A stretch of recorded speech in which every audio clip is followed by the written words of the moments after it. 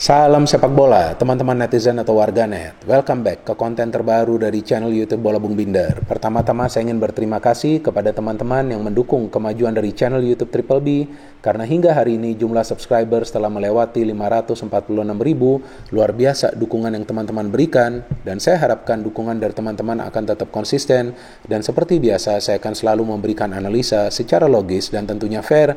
Anyway, in this new content teman-teman, saya ingin memberikan analisa tentang calon top skor dari Piala Dunia Qatar 2022, dan jika kita lihat dari klasmen sementara, maka kita bisa cermati bahwa Kylian Mbappe yang merupakan favorit ya, karena dia telah mencetak 5 gol, sedangkan ada Lionel Messi dan juga Giroud yang masing-masing telah mencetak 4 gol. Tapi menurut saya bukan saja Kylian Mbappe yang favorit, tapi ada Lionel Messi dan juga Oliver Giroud. Karena Messi dan juga Giroud adalah dua pemain yang pintar mencari ruang di area pertahanan tim lawan. Bahkan gol-gol yang dicetak oleh Giroud dan juga Messi bukanlah gol yang mudah dari open play. Memang Messi juga ada mencetak gol dari penalti. Tapi seperti yang berkali-kali telah saya jelaskan dan tegaskan, bahwa mencetak gol dari titik putih itu gak gampang sama sekali. Malahan Messi ada miss kan sekali itu penalti lawan Polandia yang di-save oleh Szczęsny.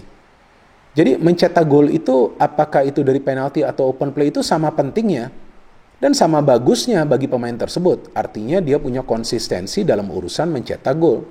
Nah, Giroud ini lebih gila lagi. Karena sebagai striker dia selalu ditempel ketat. Tapi dia masih bisa keluar dari pengawalan para pemain tim lawan. Seperti yang dia lakukan di pertandingan lawan Polandia. Tiba-tiba dia bisa mencari ruang, mendapatkan free space, bisa mencetak gol dari sudut yang sebetulnya sulit. Kemudian lawan Inggris, ditempel ketat, dapat umpannya kencang, masih bisa melakukan koneksi. Artinya dua pemain ini juga punya peluang besar untuk menjadi top skor, teman-teman. Memang Kylian Mbappe ini favoritnya, karena dia kan adalah pemain yang mobile ya. Dia bukan saja bergerak dari sektor flank, dia bisa melakukan cutting inside, masuk ke tengah untuk melepaskan shooting. Tapi di pertandingan lawan Maroko nanti dia yang akan dijaga paling ketat, seperti yang dilakukan oleh para pemain Inggris juga. Sehingga Kylian Mbappe tidak bisa mencetak gol lawan Inggris. Bahkan peluangnya saja gak banyak. Tapi beda dengan Giroud. Pemain ini selalu punya cara untuk bisa masuk di tengah kerumunan para pemain tim lawan. Sama juga dengan Lionel Messi. Padahal Lionel Messi ini kan selalu dikawal di setiap pertandingan. Apalagi itu ketika lawan Australia. Ada 3 pemain Australia yang mendekati dia, masih bisa dia lewat loh. Gila banget loh form dari Messi loh. Dan menurut hemat saya, inilah form terbaik Messi di Piala Dunia. Karena di Piala Dunia inilah Messi bisa mencetak gol di babak gugur. Di Piala Dunia sebelumnya, Messi itu belum pernah mencetak gol di babak gugur loh teman-teman. Dan lihat dong, emosi dari Messi di Piala Dunia ini meledak-ledak. Dia gak khawatir ketika di-challenge oleh para pemain tim lawan. Dia pemain yang berani berduel. Banyak yang menilai bahwa dia tidak banyak berlari. Ya gak perlu juga dia banyak berlari. Karena dia perlu banyak bergerak, mencari ruang terbuka, dan itu yang dia lakukan.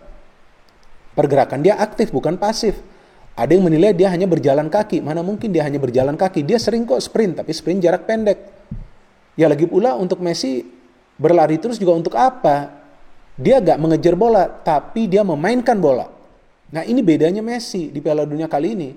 Jadi beda seperti di Piala Dunia sebelumnya. Ketika di Piala Dunia sebelumnya itu Messi berjuang untuk rekan-rekannya, dan juga tentu agar Argentina ini bisa menjadi juara, maka di Piala Dunia kali ini rekan-rekannya juga berjuang bersama-sama dia agar Argentina bisa menjadi juara.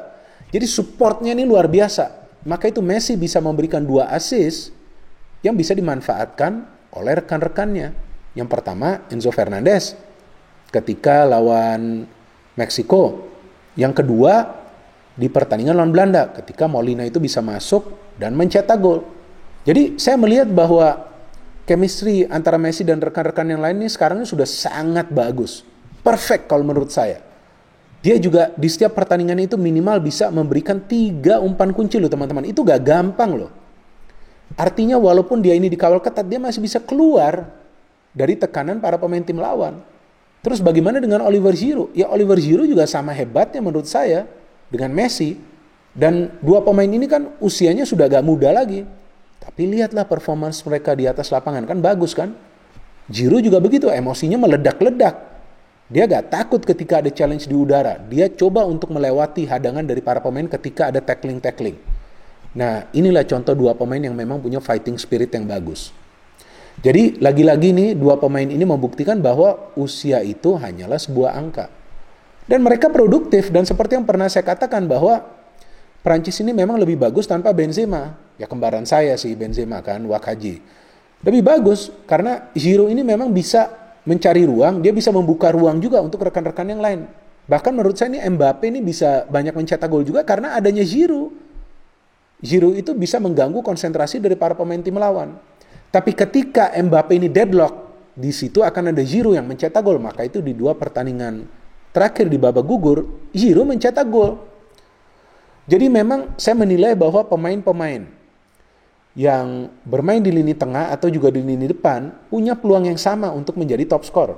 Yang pertama Messi, yang kedua adalah Giroud. Bagaimana dengan Kylian Mbappe? Of course dia juga punya peluang untuk menjadi top skor. Tapi lawan Maroko gimana? Maroko ini kan defense-nya kuat. Udah itu pasti dia dikawal ketat. Jadi yang akan berkonsentrasi nih di depan nih sebetulnya adalah Giroud dan Messi loh teman-teman. Jadi bukan tidak mungkin antara Messi atau Giroud yang menjadi top skor. Apalagi Messi nanti lawannya kan Kroasia. Lihat dan nanti dia akan memancing para pemain Kroasia untuk menempel dia. Nanti dia kasih satu umpan, dia lari ke ruangan terbuka, dia dapat itu umpan, shoot pasti. Itu loh permainan Messi seperti itu loh. Di Piala Dunia kali ini lihat saja. Ya, dia cetak gol tuh biasanya tuh pasti seperti itu. Apalagi dari free kick, dia kasih free kick mental ke pemain lain pasti akan mencari dia cepat cari ruang di pertahanan tim lawan. Nah, itulah kehebatan Messi di Piala Dunia kali ini kan. Seperti yang dia lakukan tuh lawan Australia kan. Free kick mental, dia free kick lagi, dia shoot lagi mental, akhirnya dia lari, dia dapat ruang, dia cetak gol. Lawan Belanda juga sebetulnya kan dia mendapatkan banyak peluang. Jadi memang pemain ini aktif bergerak, dan di sepak bola itu kan yang penting pergerakan. Kalau mau lari, ya itu namanya sprinter. Tapi di sepak bola ini kan pergerakan, lari itu juga palingan jarak dekat. Jadi short sprint. Nah, itu yang biasa dilakukan Messi juga kan. Giroud juga sama. Giroud juga kan gak banyak berlari. Yang penting mencari ruang. Nah, Mbappe perlu banyak berlari karena dia bermain di sektor flank. Jadi bagi seorang pemain yang tadi saya katakan gak harus selalu berlari, ya karena Mbappe ini juga berlari kencang ketika dia lihat ada ruang, ketika dia dalam posisi one on one. Kalau enggak, pasti dia akan mainkan tempo dulu. Dia akan coba mengandalkan skill individunya atau membagi bola. Dia tidak akan bisa melewati para pemain tim lawan kalau hanya berlari. Karena jika ada satu pemain yang bisa dilewati, tentu akan ada pemain lain yang coba untuk menghalau dia. Jadi di era sepak bola modern, passing and movement itu sangat penting. Itu yang dilakukan oleh Messi, Giroud, dan juga tentunya oleh Kylian Mbappe. Tapi feeling saya ini teman-teman, yang kemungkinan menjadi top skor, ini kan hanya feeling saya. Mungkin saya salah. Gak masalah jika saya salah. Tapi kan saya tadi telah memberikan analisa saya tentang Mbappe, Giroud, dan juga Messi. Feeling saya, Messi bisa jadi top scorer. Bukan pasti ya, tapi Messi bisa jadi top scorer. Karena ini adalah form terbaik dari Messi. Jujur saya mengatakan ini dari hati nurani saya. Ini adalah form terbaik dari Messi di Piala Dunia. Gak ada obatnya ini kali Messi. Luar biasa, dia tenang banget. Walaupun dia sering dipancing ya emosinya ya. Memang dia meledak-ledak. Tapi bukan berarti dia melakukan pelanggaran, enggak. Tapi dia meluapkan emosi dia. Bahwa ketika dia bisa membawa timnya itu berkali-kali keluar sebagai pemenang setelah sebelumnya di pertandingan pertama kalah lawan Arab Saudi. Nah, sekarang ini pertandingan yang penting juga bagi Messi lawan Kroasia.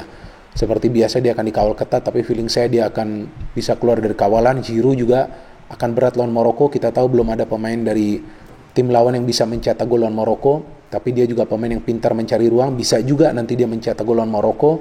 Nah, Kylian Mbappe, ya kita tunggu apakah dia bisa keluar kawalan dari Hakimi atau enggak kan. Hakimi ini kan rekan satu timnya kan di level klub kan, di Paris Saint-Germain kan. Nah, artinya kurang lebih Hakimi ini sudah paham lah permainan dari Mbappe. Dan feeling saya Mbappe akan lebih terkonsentrasi untuk memberikan passing cepat.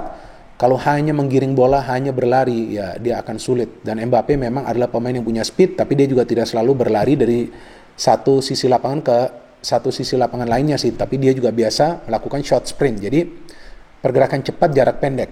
Nah, kita tunggu saja teman-teman siapa yang akan menjadi top skor. Tadi sudah saya katakan feeling saya adalah Lionel Messi.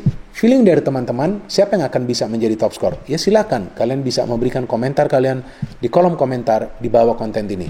No hate, no politics, only football. Salam sepak bola.